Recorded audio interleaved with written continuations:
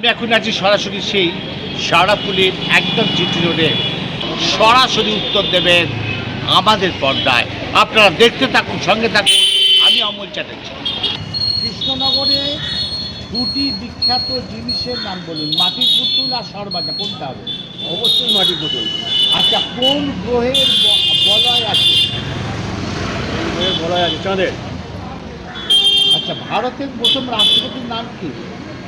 ভারতের প্রথম রাষ্ট্রপতির নাম আপাতত মনে পড়ছে। পলাশির যুদ্ধ কাদের মধ্যে হয়েছিল? Option no option. Sorry.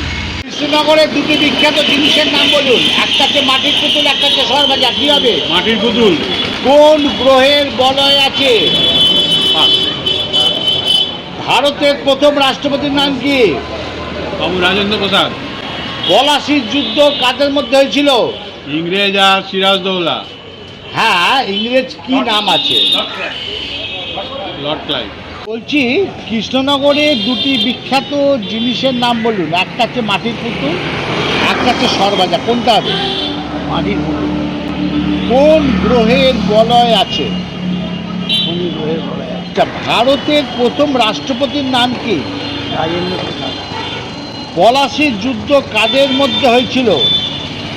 Lord Clive.